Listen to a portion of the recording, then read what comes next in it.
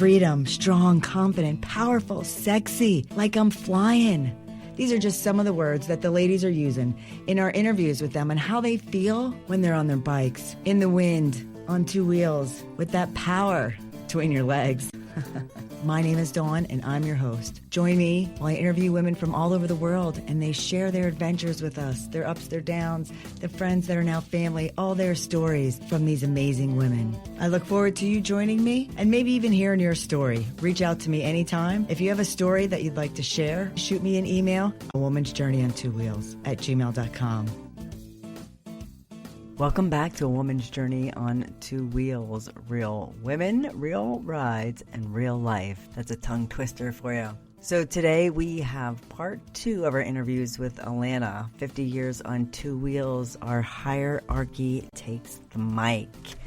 Alana is a very good friend of mine. I've known her for many years. We've done some rides together. That's my happy place is, you have some of those women that you ride next to and it's just, makes you happy. And Alana is one of mine. It's my happy place. So today I am going to introduce our part 2 of this little series with her, where she's going to talk about her first bike. Stay tuned. It started in Washington, D.C. It was in the late 60s. And I was living in Georgetown and was dating a guy that had a Triumph chopper, and so I was on the back. So we rode all through the Blue Ridge Mountains and out Highway 50 to Winchester, Virginia. Uh-huh. That's where I always think, because back then we didn't have radios, and I always had that song in my head from Steppenwolf. Right. Yeah, headed on the highway, and that always went through my mind. And then I moved out of D.C. to California, and my dad retired from the Marine Corps, and he was killed on a Honda down in San Diego. And even though my parents were divorced, my mom was still the beneficiary on all the insurance money. Mm-hmm. So the current wife got all the property and houses and stuff, but my mom got the insurance money. So she gave my sister and I each 10 grand to blow of Dad's insurance money, and the rest she bought a house in Port St. Lucie. Ah. So I was young, I was probably 32.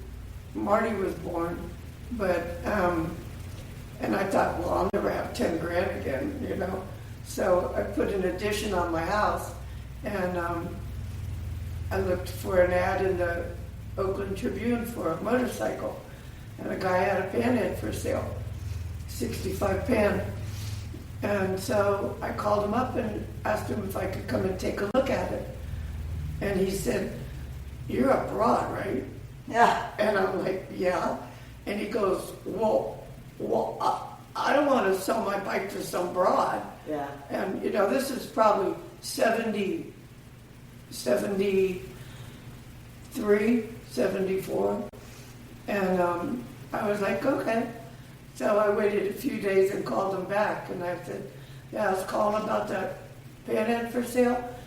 And he's like, "Yeah." And I go, "Is it still available?" And he's like, "Yeah, but bring cash." It was $3 grand. Huh. And it had a coffin tank, kick only, 65 pan, 40 knuckle bottoms. It's listed as an EL, which was the knuckle, because back then they didn't have numbers all over everywhere. Right. There was only one number on the case. Yeah. So I lied to my boyfriend at the time. I told him that I'd ridden a bike before, but it'd been a long time. And so I said, I'm going to go buy it. Will you ride it around the block and make sure it's a good motor and stuff, and then ride it back to Richmond, because we were in Oakland. And he's like, "Okay, you sure you want to do this?" And I'm like, "Yeah." So we go over there. It's a big old guy and his friend and me and Tracy. And so he rides it around the block. He goes, "If you can get it, get it." I said, "Okay, I'll take it." And the guy was pretty heartbroken selling his motorcycle to a broad. And so Tracy rode it back, and I lived on a dead-end street by the BART tracks that go into San Francisco. And I go, okay, start it for me, because it's a kick, you know. And so he kicks it over, you know, and I get on it, and I wobble down the street, almost lay it over, and come back around. I didn't even shift or anything. And he's like, you never rode a motorcycle before in your life? And I go, I just did. So that's when I started riding. I learned all the hard lessons the first time. We had a big run. We were going up to the Sierras, and show up on time with a full tank of gas and know where you're going. Yeah. So I showed up late. I'm going to run and get gas. I come back and everybody's gone. So I think I'm going to overtake them. Yeah. And this is back in the gas crisis, and there's hardly any gasoline stations open. And so I head out down towards Oakland. I can't remember how we were going out. And I never overtook him. And so they're off, you know, they know where they're going, and I don't. So I end up down in San Jose by myself, you know, running out of gas because the tank only holds a couple gallons. And so I'm like, oh man. So I see some guys working on a pickup truck in this industrial area, and I go, my friends are around the corner. Can I get some gas from you? You know, so they siphon gas from the truck into the bike. So then the sun's going down, so I have to get a hotel room, and the hotel room I can't get the bike in, so I sleep with the door open a little bit. Watch the bike, right? Yeah, and I have a buck knife open underneath my pillow. So I get up in the morning because there's no cell phones. Yeah. You know, you can't get a hold of anybody. Right? That was still, You can't get a hold of anybody.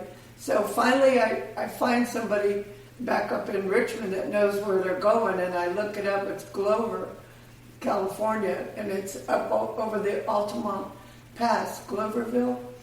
Anyway, so I get up there, and of course all the bikes are in front of the bar, and I'm like, yay, I found you guys.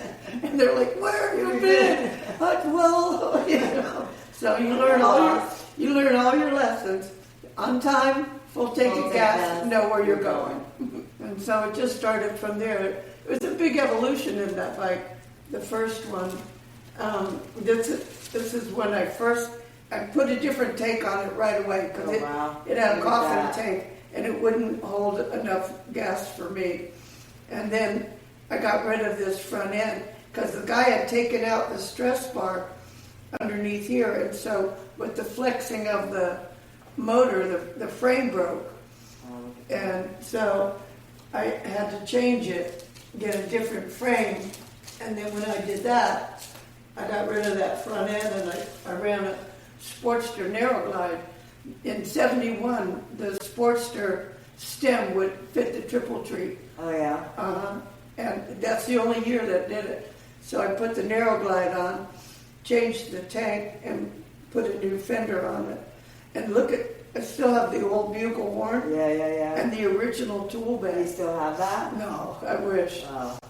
And I had the bug screen in it, but a lady hit me in Benicia, pulled out the car. She didn't knock me down, but she crushed my leg pretty good.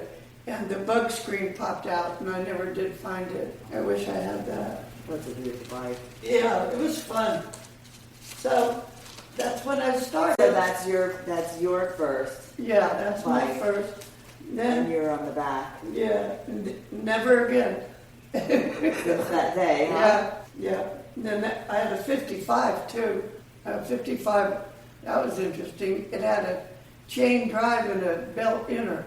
The first time I opened the inspection plate and looked at it, I was like, what is that black thing in there? Because I'd never seen a belt before.